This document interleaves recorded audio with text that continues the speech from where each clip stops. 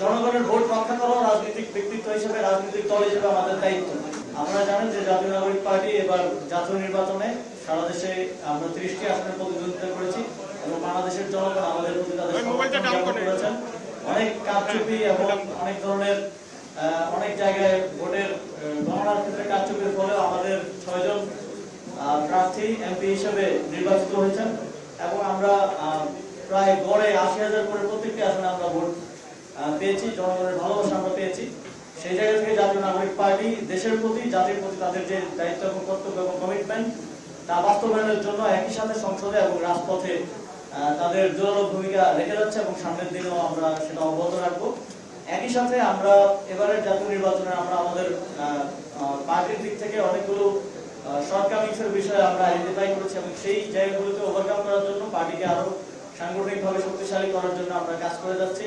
এবং আমরা সবসময় দেখি যে যখন কোনো দল বিরোধী দলে চলে যায় তখন তাদের থেকে মানুষজন ছুটে যায়, মানুষজন অন্য দলের দিকে চলে যায়। কিন্তু আমরা প্রথমবার বোধহয় বাংলাদেশে দেখছি যে অফিসিয়ালি বিরোধী দল হওয়ার পরে সারা দেশ থেকে বিভিন্ন সিভিল সোসাইটির প্রতিনিধি বলেন, তারপরে রাজনৈতিক ব্যক্তিবৃন্দ বলেন এবং অনেকেই জাতীয় নাগরিক পার্টিতে এসে নতুন করে যুক্ত হচ্ছে। এটা আমাদের জন্য অনুপ্রেরণা এবং আমরা মনে করছি বাংলাদেশের মানুষের প্রতি আমাদের যে কমিটমেন্ট, যেটা জুলাই গণঅভ্যুত্থানের মধ্য দিয়ে আমরা রেখেছিলাম, তা আমরা যথাযথভাবে পালন করতে পারছি বলেই সারা দেশ থেকে আবার নতুন করে এনসিপির এক ধরনের জোয়ার শুরু হয়েছে এবং জেলা উপজেলা পর্যায়ে বিভিন্ন পর্যায়ের যারা প্রস্তুতযশা রাজনীতিবিদ আছেন, যারা সিভিল সোসাইটির গুরুত্বপূর্ণ পার্সোনাল আছেন, যারা ওয়েলফেয়ার করে থাকেন সামাজিকভাবে, সবাই জাতীয় নাগরিক পার্টির সাথে যোগাযোগ করছেন এবং আমরাও আহ্বান জানাতে চাই, আমরাও আমাদের জনগণের সেবা করার জন্য জাতীয় নাগরিক পার্টির দরজা সকলের জন্য খোলা থাকবে। শুধুমাত্র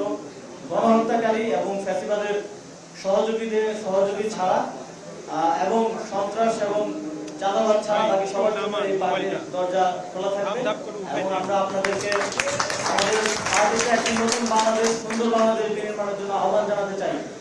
আমরা একটা নির্বাচনের পরে দেখছি, নির্বাচনের আগে আমরা শুনতাম যে নির্বাচন হলেই সব সমস্যা নাকি সমাধান হয়ে যাবে, কিন্তু নির্বাচনের পরে আমরা দেখছি যে এই সরকার ভয়ানকভাবে ফেল করছে। শুধুমাত্র জনগণের জন আকাঙ্ক্ষা এবং গণভোটের রায় বাস্তবায়নের ক্ষেত্রে নয়, সেক্ষেত্রে তো তারা ফেল করেছে। এই রাষ্ট্র পরিচালনার ক্ষেত্র, প্রশাসনিক ক্ষেত্র তারা তাদের যে ব্যর্থতা, সেই ব্যর্থতার পরিচয় দিচ্ছে। আমরা বাংলাদেশে এই ধরনের এখন যেই বৈশ্বিক সংকট চলছে, এই ধরনের সংকট বাংলাদেশ অনেক সংকট অতিক্রম করে এসেছে। অন্তর্বর্তীকালীন সরকারের সময় এবং নানা ধরনের সংকট, নানা ধরনের পরশক্তির হুমকি সরকার পার করে এসেছে, কিন্তু এত বাদে পারফর্ম করতে আমরা দেখি নাই। আমরা দেখছি যে একদিকে বলছে যে তেলের পরিমাণ ইতিহাসের সর্বোচ্চ পরিমাণ মজুদ আছে, আরেক দিকে আমরা দেখছি যে ইতিহাসের সর্বোচ্চ লম্বা লাইন আমরা পেট্রোল পাম্পগুলোতে দেখছি। একদিকে আমরা দেখছি যে 20,000 কোটি টাকা ছাপানো হচ্ছে তাদের যেই ইকোনমিক সেক্টরে তাদের যে ক্রাইসিস সেটা মোকাবেলার জন্য, কিন্তু তারা সেটাকে বলছে যে এটাকে ছাপানো বলা যাবে না। তাহলে এটাকে কি বলা যায়? এটাকে ফটোকপি অবলম্বন কিছু হয়তো আমাদেরকে বলতে হবে, ভাষা পরিবর্তন করতে হবে। আমরা দেখছি যে কোনো সমস্যা উঠতেছে, সমস্যার ব্যাপারে আমাদের মাননীয় প্রধানমন্ত্রী একটাই সমাধান দিচ্ছেন, কাজ।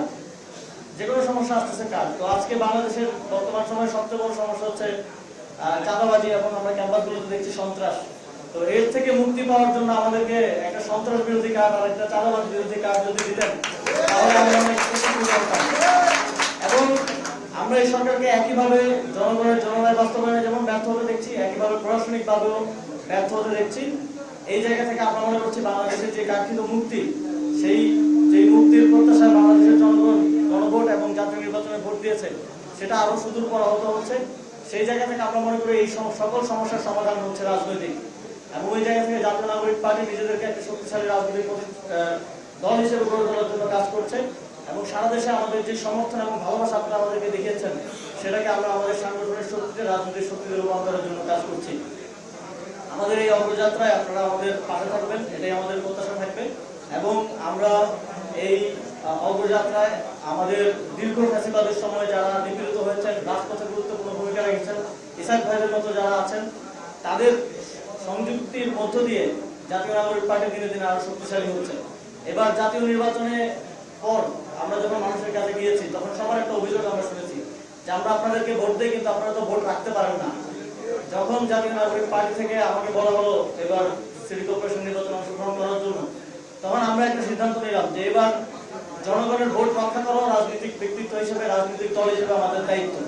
আমরা যদি জনগণের ভোট রক্ষা না করতে পারি তাহলে জনগণ আমাদেরকে আর ভোট দিতে আসবে না, তারা আমাদের উপর থেকে আস্থা হারাবে। সেই জায়গা থেকে আমরা সর্বপ্রথম গুরুত্ব দিয়েছি শক্তিশালী সংগঠন তৈরিতে।